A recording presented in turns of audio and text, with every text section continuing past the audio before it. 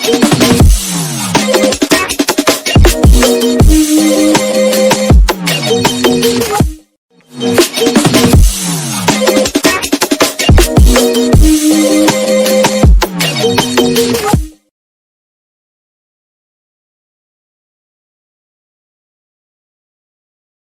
दोस्तों, कैसे हो? आपका स्वागत है त्रिपाण स्टडी सेंटर में। आज जो हम करने जा रहे हैं क्लास 12th NIOS बोर्ड का जो है गृह विज्ञान यानी होम साइंस चैप्टर नंबर 10 पारिवारिक संसाधन प्रबंधन यानी फैमिली जो है हम कैसे संसाधन का प्रबंधन कर सकते हैं, मैनेजमेंट ऑफ रिसोर्स को। तो इस विषय में हम चर्चा करेंगे, जानेंगे।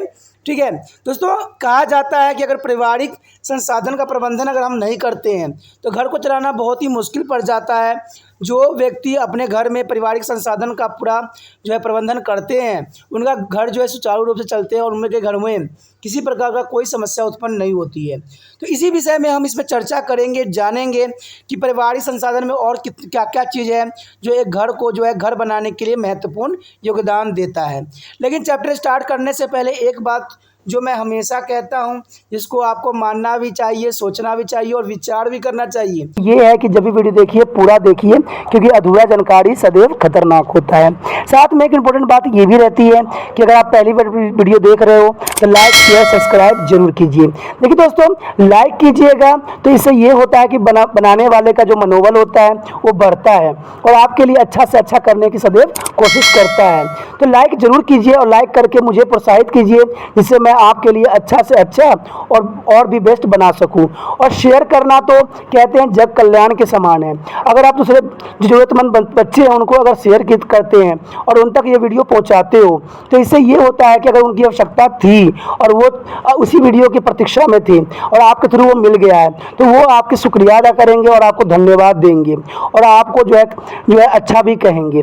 ठीक है, और सब्सक्राइब करना इसलिए इम्पोर्टेंट है कि आप वीडियो तब भेजोगे ना अपने दोस्तों के पास जब आपके पास ही पता लगेगा कि ये वीडियो उनके लिए है। तो सब्सक्राइब करोगे तभी आप तक इसका नोटिफिकेशन जो है मिलेगा और सही समय पर जो है दूसरे बच्चों को भी हेल्प कर पाओगे। दोस्तों, आप सोचते होंगे कि त्रिपाण स्टडी सेंटर जो है सिर्फ वो जो है NIOS बोर्ड के लिए ही वीडियो बनाता है या सिर्फ एक ही क्लास के लिए वीडियो बनाता है।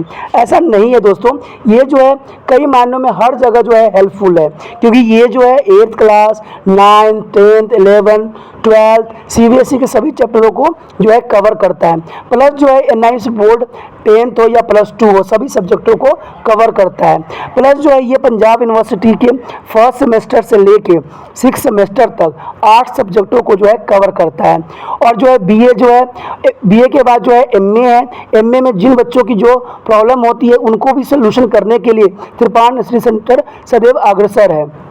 तो कहते हैं इतना हेल्पफुल हो जाने के बाद भी अगर त्रिपाण स्टडी सेंटर को आप सब्सक्राइब नहीं करते हो तो आप दूसरे बच्चों को भी हेल्प नहीं कर पाओगे। तो सोचिए मत, विचार मत कीजिए, अभी त्रिपाण स्टडी सेंटर को सब्सक्राइब कीजिए, लाइक कीजिए, शेयर कीजिए और दोस्तों के साथ इसको व्हाट्सएप स्टेटस पे लगाइए। ठीक है दोस्तों, ये तो था आपके लिए। अब देखते हैं हमारे आज सिलेबस में क्या है।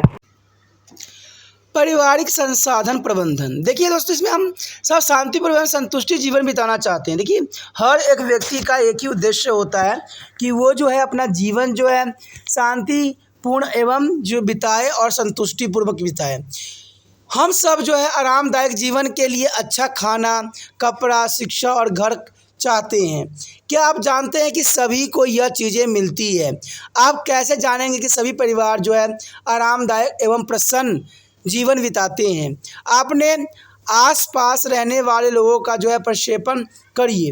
एक ही जगह एक ही प्रकार के घरों में रहते हुए एक सी आय और पारिवारिक आकार होने के बावजूद भी आप पाएंगे कि उनमें कुछ काफ़ी प्रसन्न और अच्छी तरह रहते हैं, जबकि कुछ अन्य असंतुष्ट होते हैं।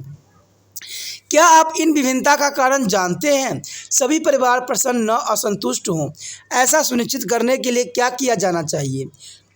आइए हम परिवार के ये प्रसन्नता एवं संतुष्टि प्राप्त करने के लिए किस प्रकार मदद कर सकते हैं, देखते हैं। सबसे पहली बात यहाँ पर जो आती है वो आता है संसाधन। देखिए दोस्तों, आपको पता ही होगा कि संसाधन क्या है। जब आप एक पोशाक खरीदना चाहते हैं तब आपको धन की आवश्यकता होती है। इसी प्रकार जब आप अपने मित्रों के घर जाना चाहते हैं तब या तो आप पैदल जाएंगे या साइकिल का प्रयोग करेंगे। जब आपका परिवार घर बनवाना चाहता है तब आपको भूमि व धन की आवश्यकता होगी। इसी प्रकार हम अपने क्रियाकलापों के लिए अन्य संसाधन जैसे ज्ञान, भौतिक वस्तुएं, कौशल आदि की आवश्यकता होती है। इस प्रकार हम देखते हैं कि हमें अपने दैनिक कार्य को करने के लिए कई वस्तु व चीज़ों की आवश्यकता होती है। इन वस्तुओं को हम संसाधन ही कहते हैं। देखिए, अपना जीवन जो है, आप अपने जीवन को जीने के लिए, जो आरामदायक बनाने के लिए जो भी वस्तु का उपयोग करते हो वो सारे के सारे संसाधन कहलाते हैं। तो संसाधन में आपका दो विचार नहीं होना चाहिए। संसाधन का अर्थ ही होता है जो आपके जीवन को लाभदायक बना दिया, उसी को ही संसाधन कहते हैं। यानी हम कह सकते हैं कि आवश्यकताओं की पूर्ति हेतु माध्यमों को संसाधन कहा जा सकता है, या दूसरे शब्दों में कहा जाए तो संसाधन हमारे लक्ष्य की प्राप्ति और हमारी आवश्यकताओं की पूर्ति के एक माध्यम है। यानी संसाधन के द्वारा ही हम अपनी आवश्यकताओं की पूर्ति करते हैं और अपने लक्ष्य को प्राप्त करते हैं। सबसे पहला बात यहाँ पॉइंट आता है संसाधनों के प्रकार। हम पहले देख ही चुके हैं कि हमारे आसपास पैसा, समय, भूमि, ज्ञान आदि कई संसाधन हैं। इनमें से कुछ अन्य भी हैं जैसे धन, वेतन, किराया, बचत खाते पर जो है ब्याज आदि। आपके रहने और कार्य करने हेतु घर, समय जैसे दिन का 1 घंटा, महीना आदि। कार्य करने के लिए ऊर्जा की आवश्यकता होती है। उसी प्रकार ज्ञान, कौशल और कार्य करने की क्षमता जैसे ड्राइविंग, तैराकी आदि। सामुदायिक सुविधाएं जैसे पार्क, अस्पताल, सड़कें, बस आदि, ये सारे के सारे जो है संसाधन के एक उदाहरण है, एग्जाम्पल है। जब आप इन सूची को ध्यानपूर्वक देखेंगे तब आप महसूस करेंगे कि धन, घर, उपकरण आदि संसाधनों में अंतर है। एक घर या उपकरण का सबके लिए एक ही मूल्य होती है, यानी प्रत्येक व्यक्ति इन्हीं उसी मूल्य पर खरीद सकता है, किंतु आपका ज्ञान या कौशल आपके और आपके परिवार के लिए अत्यंत मूल्यवान हो सकता है, जबकि हो सकता है कि अन्य लोगों के लिए इसकी इतनी उपयोगिता सिद्ध न हो। आपकी ऊर्जा आपके लिए एक साधन है और उसकी इच्छा का कोई भी कार्य करने के लिए इसे प्रयोग किया जा सकता है। इसी प्रकार यदि आपकी माँ में अच्छी डॉक्टर बनने की कौशल है तो केवल वही उसका उपयोग कर सकती है। अंततः कुछ संसाधन किसी भी व्यक्ति का हिस्सा होता है और उसी व्यक्ति के द्वारा प्रयोग भी किए जा सकते हैं। ऐसे संसाधन मानवीय संसाधन कहलाते हैं। देखिए दोस्तों, कोई कुशलता आपके अंदर है, कोई कार्य करने की क्षमता आपके अंदर है, तो इसको हम मानव संसाधन कहते हैं। यानी जो एक ही व्यक्ति के अंदर जो कार्य करने की जो कुशलता होती है उसे हम क्या कहते हैं दोस्तों? मानव संसाधन। कई बार एग्जाम में आ जाता है कि मानव संसाधन किसे कहते हैं, तो सिंपल लैंग्वेज में आप कह सकते हो कि जो हमारी कौशल है, हमारी जो कुशलताएं हैं उनको हम ही प्रयोग कर सकते हैं, ये सारे जो होंगे मानव संसाधन कहलाएंगे। इसमें कहते हैं समय, ऊर्जा, कौशल व क्षमताएं आदि मानवीय संसाधन के उदाहरण हैं। देखिए, समय, ऊर्जा, कौशल, क्षमता, ये सारे के सारे जो होते हैं मानव संसाधन कहलाते हैं। कहते हैं व्यक्तियों द्वारा अधिग्रहित और प्रयोग में लाए गए संसाधन मानव संसाधन कहलाता है। तो इसका कोई भी डेफिनेशन आप दे सकते हो, एग्जामिनर कभी गलत नहीं कहेगा। एक व्यक्ति से दूसरे व्यक्ति में उपलब्ध साधनों की मात्रा अलग अलग होती है। अंततः उन साधनों की प्राप्ति किया जा सकता है, उनका संवर्धन भी किया जा सकता है। इसी प्रकार कुछ अन्य साधन प्रत्येक के प्रयोग के लिए उपलब्ध होते हैं। इनकी पहचान मानवीय संसाधन की अपेक्षा अधिक सरलता से की जा सकती है। इन संसाधनों में कुछ जैसे पार्क और सामुदायिक सुविधाएं हम सभी को उपलब्ध हैं, किंतु इनका जो है उचित प्रयोग हमारे ऊपर निर्भर करता है कि हम किस प्रकार उनसे लाभ उठाते हैं। ऐसे संसाधन मानव संसाधन कहे जा सकते हैं। धन, मकान, भूमि, भौतिक वस्तु और सामुदायिक सुविधाएं आदि जो है अब मानव संसाधन कुछ उदाहरण बन सकते हैं। अब मानव संसाधन व्यक्ति जो इतर होते हैं लेकिन वह व्यक्तियों द्वारा नियंत्रित होते हैं। इनका उपयोग भी व्यक्ति द्वारा ही किया जाता है। देखिए दोस्तों, अमानव जो मानव नहीं होते हैं, लेकिन इनका नियंत्रण जो होता है मानव ही करता है। जैसे आप एक जेसीबी की उदाहरण एग्जाम्पल ले सकते हो।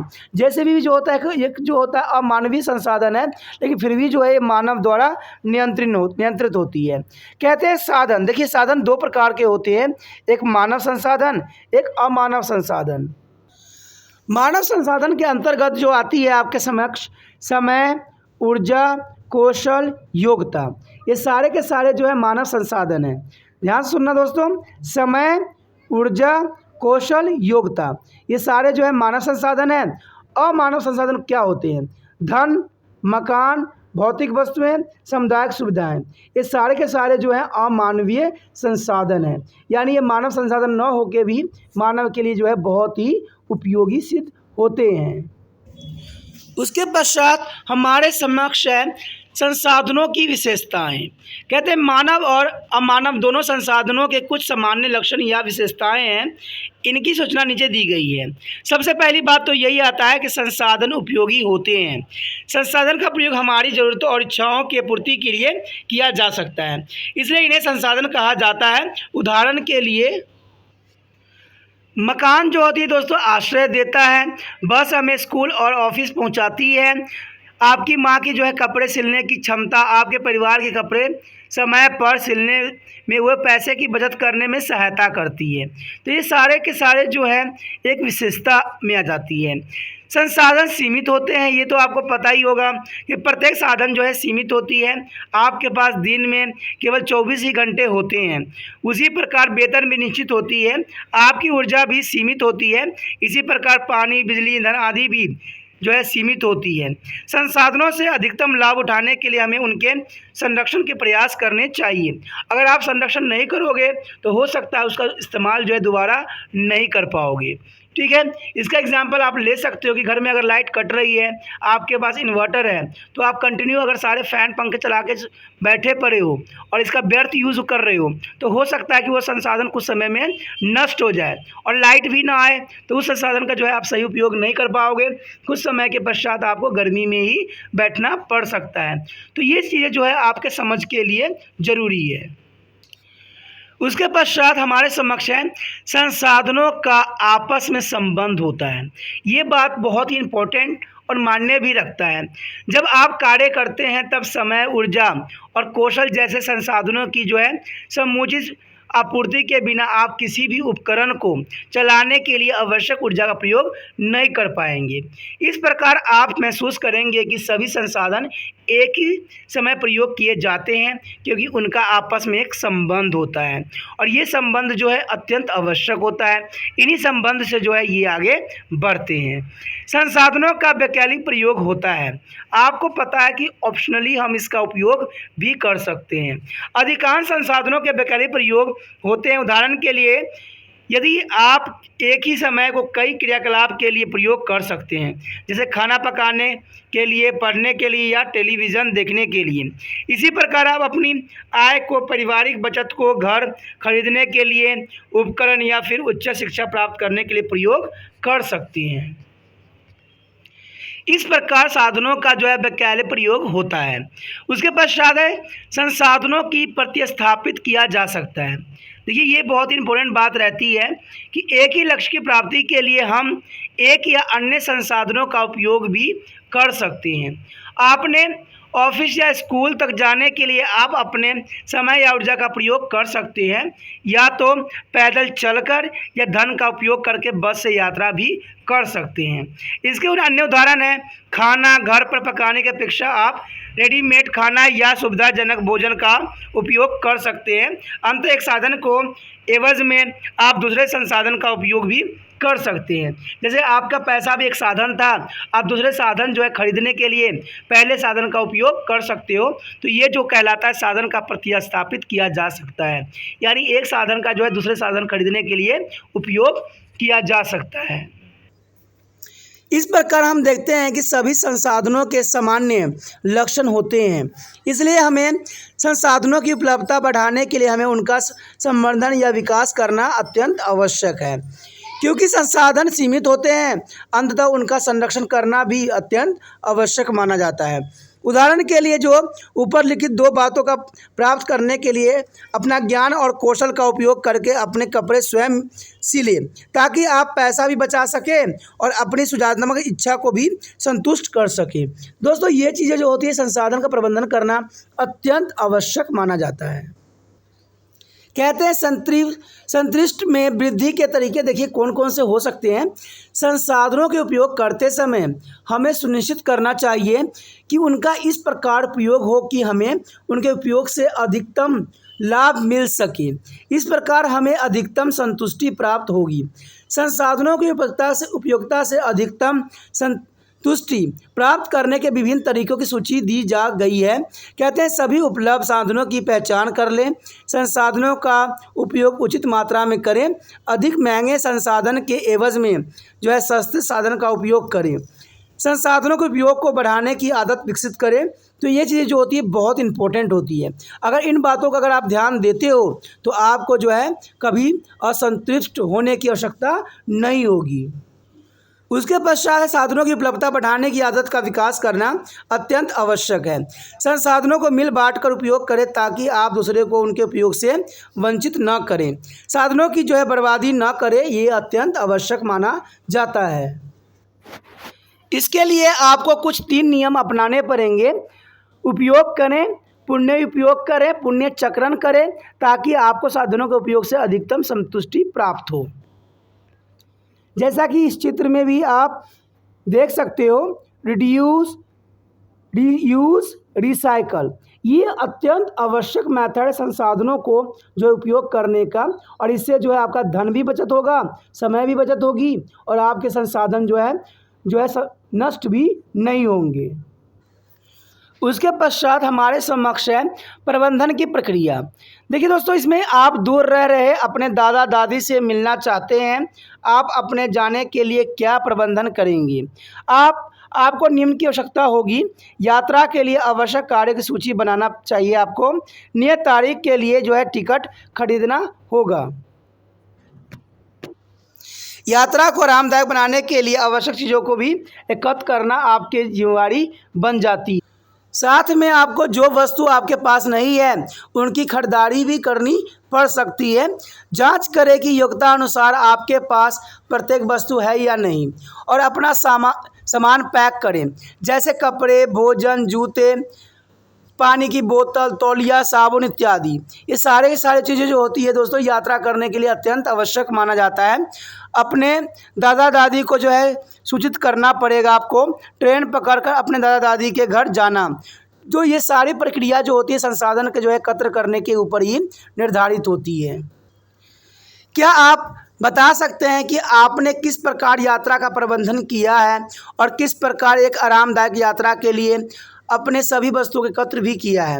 हाँ, इस संबंध में जो प्रक्रिया आपने अपनाए उसके ही प्रबंधन क्या कहते हैं। देखिए दोस्तों, प्रबंधन का अर्थ ही होता है कि आप कुछ भी करने के लिए क्या क्या चीज़ों का जो है उपयोग करते हो और कैसा उसका प्रबंधन करते हो, यही प्रबंधन भी कहलाता है।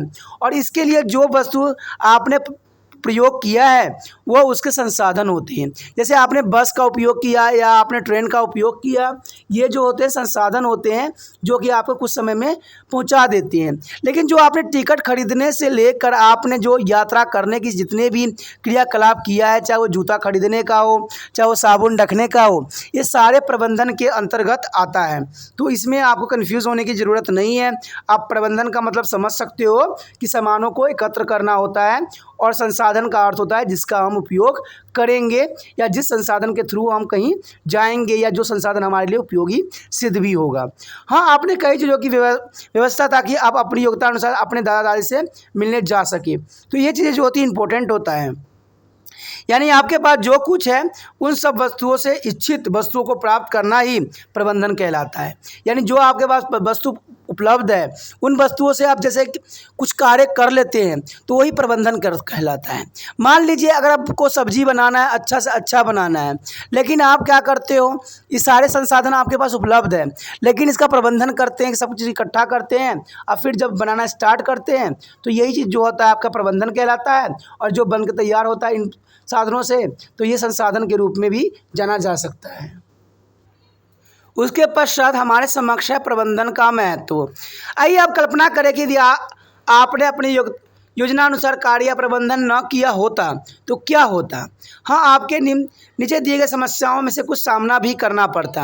आप स्टेशन देरी से पहुंचते, बिना उचित टिकट को आपको अपनी यात्रा रद्द करनी पड़ जाती, आप अपना भोजन और पीने का पानी ले जाना भूल जाते, पहुंचने पर आपको अपने दादा दादी का घर बंद मिलता क्योंकि आपने कोई भी चीज़ प्लानिंग बना के नहीं किया है।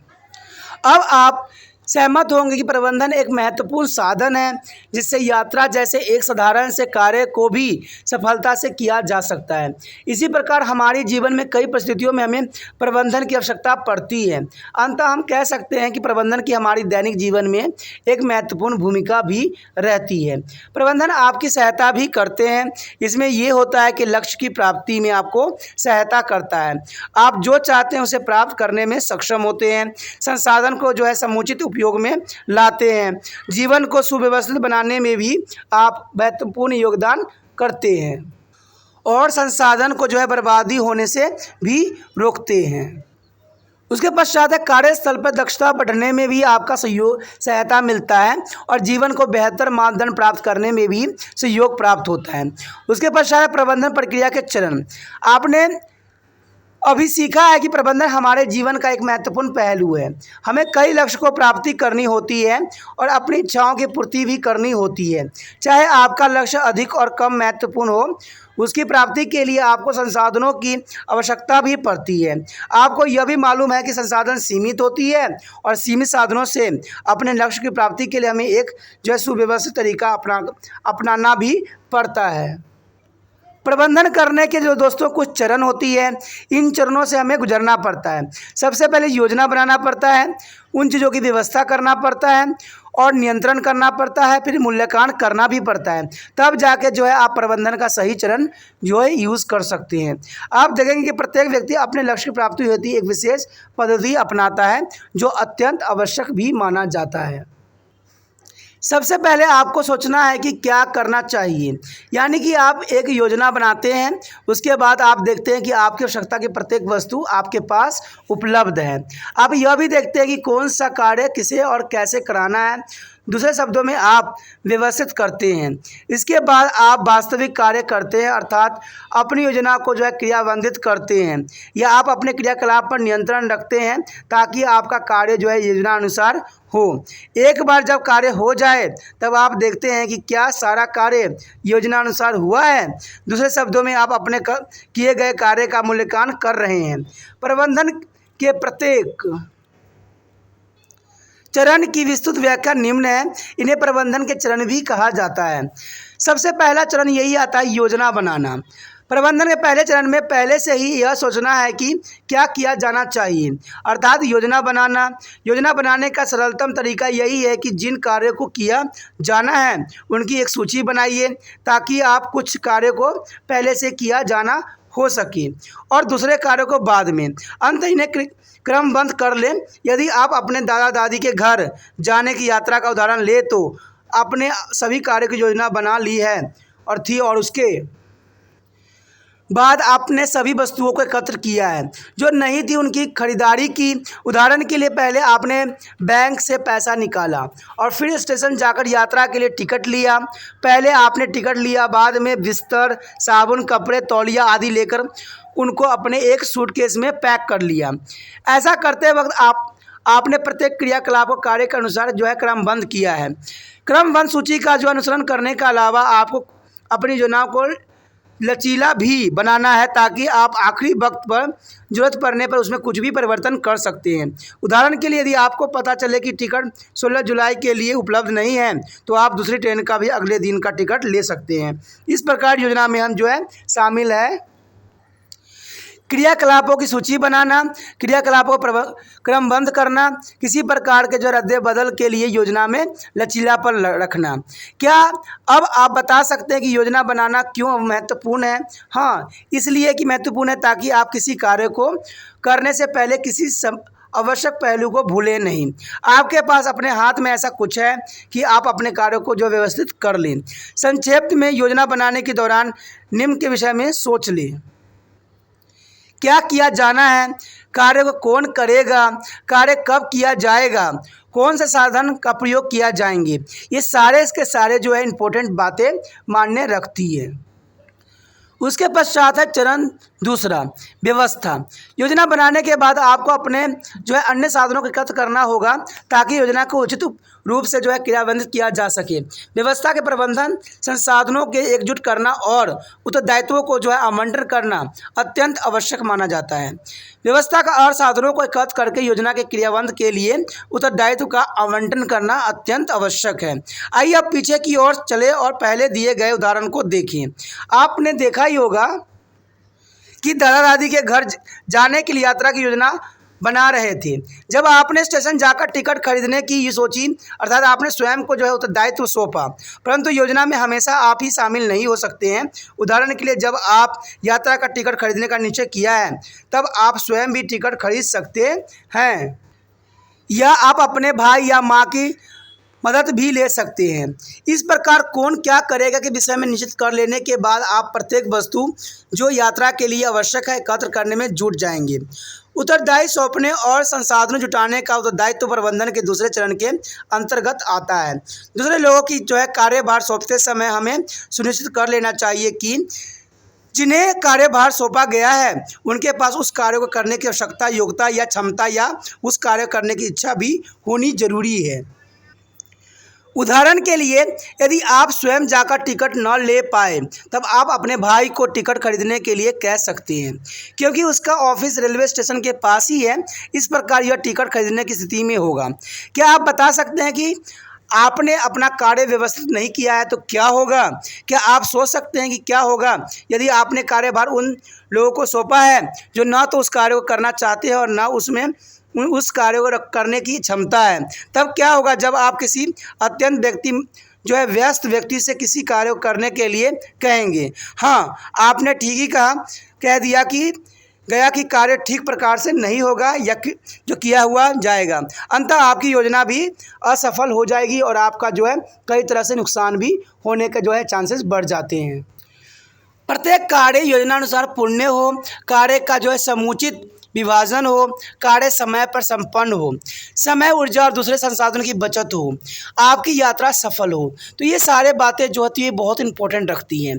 इसका अर्थ है कि क्योंकि कार्य का विभाजन दो या अधिक व्यक्तियों के बीच हो रहा है, अंततः यह समय ऊर्जा की बचत भी करता है।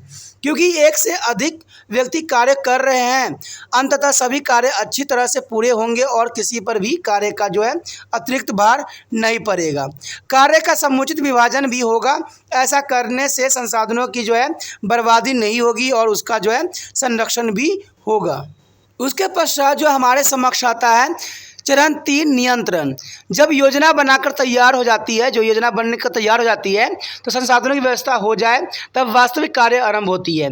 इस अवस्था में नियंत्रण आवश्यक है क्योंकि कार्य को योजना अनुसार किया जाना चाहिए।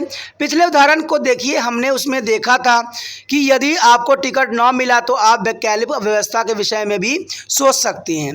इसलिए यदि आप सचमुच अपनी योग्यता अनुसार कार्य करना चाहते हैं तब आपको अपनी गतिविधियों पर नियंत्रण रखने की आवश्यकता भी होती है ताकि मूल योजना का जो है क्रियान्वित हो सके। नियंत्रण का अर्थ योजना का जो है क्रियान्वित करना भी होता है। जैसे जैसे कार्य होता रहता है आपकी अपनी योग्यता भी जो है सफलता की जांच भी करते रहना चाहिए। जब आप यह कहते हैं तो कई बार परिस्थिति बदल भी जाती है जो नए निर्माण की मांग भी करती है। उदाहरण के लिए यदि आपने 15 तारीख को जाने की योजना बनाई है लेकिन आपको पता चला है कि उस दिन का टिकट तो उपलब्ध ही नहीं है, तब क्या करेंगे? आपके निम्न में किसी एक विषय में निर्णय करना होगा।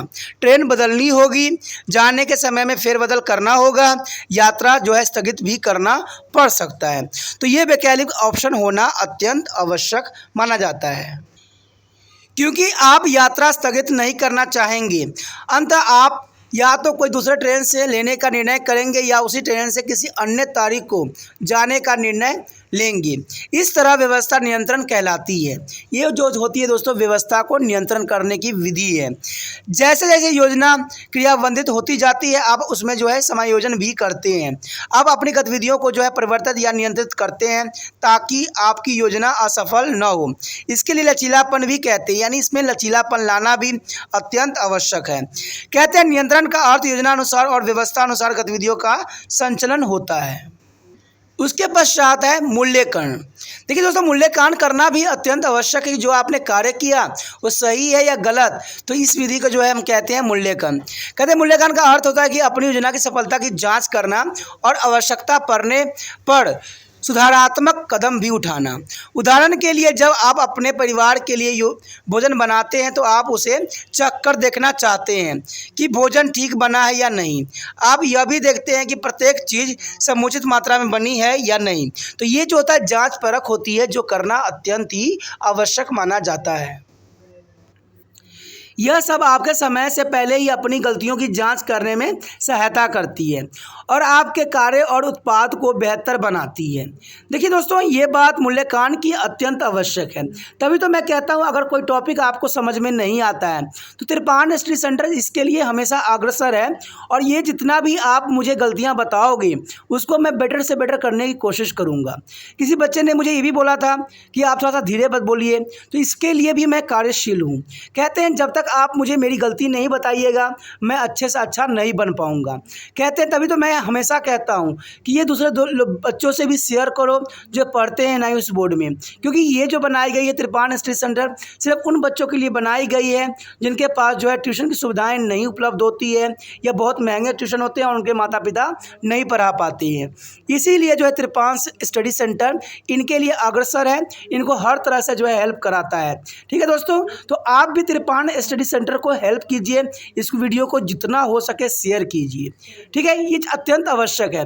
जितना शेयर कीजिएगा उतने लोगों के पास जाएगा और वो जो है मेरी गलतियों को एनालाइज करके मुझे ज़रूर मैसेज भेजेंगे और मुझे अच्छा भी लगेगा। कहते हैं ना जो व्यक्ति अपनी गलती देखता है वो सही होता है, क्योंकि अपने गलतियों को बेस्ट से बेस्ट बनाना, ठीक है, उसको और अच्छे से सुधारना ही एक अच्छे इंसान का कर्तव्य होता है। तो यही बात आप पे भी लागू होती है और यही बात मेरे पे भी लागू होती है। कहते हैं आपको कार्य और उत्पाद को बेहतर बनाना है तो ये और कुछ भी नहीं बल्कि आपको मूल्यांकन करने की आवश्यकता है। अंत मूल्यांकन आपकी गलती और कमजोरियों को समझने में भी सहायता करता है ताकि उनकी जांच हो जाए और भविष्य में उन्हें दोहराया न जाए। यह जो है प्रतिष्ठित यानी फीडबैक कहलाती है। तो ये फीडबैक देना आपके लिए अत्यंत ही आवश्यक भी माना जाता है। इससे क्या होगा, कोई चीज़ आपके समक्ष बेहतर से बेहतर तरीके से प्रेजेंट होगी। यदि आपको लगेगा कि मूल्यांकन आखिरी चरण में दिया गया है परंतु यह प्रबंधन के प्रत्येक चरण में किया जाता है। जैसे कोई कार्य करते हैं उनका जो है मूल्यांकन करना आपके लिए अत्यंत आवश्यक भी माना जाता है। ठीक है, आपको प्रत्येक चरण में मूल्यांकन करते रहना चाहिए ताकि अंत में आपको अपनी योजना व्यवस्था और नियंत्रण में परिवर्तन करने की स्थिति में भी होते। यानी कहते हैं कि इसमें जो है आपको व्यवस्था और नियंत्रण के दोष पता लग जाए और कई बार जो हो आपके जो योजना आपने बनाया है, जो आपने योजना दिखाई है, वो योजना जो है सफल भी हो। तो इसलिए जो होता है मूल्यांकन अत्यंत आवश्यक होता है।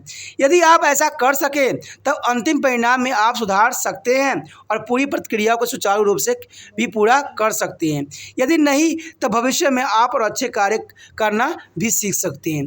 कहते हैं जो व्यक्ति अपने कार्य का दोबारा मूल्यांकन करता है वही सफल होता है।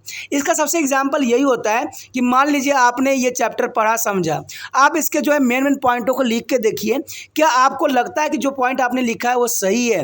लिखने के उपरांत दोबारा इस वीडियो को देखिए और मिलाइए कि आपने जो शब्द लिखे हैं क्या वो शब्द सही भी हैं कि गलत है। तो इस प्रकार जो है आप अपना मूल्यांकन भी कर सकते हो और अपनी गलती की जो है परख भी कर सकते हो।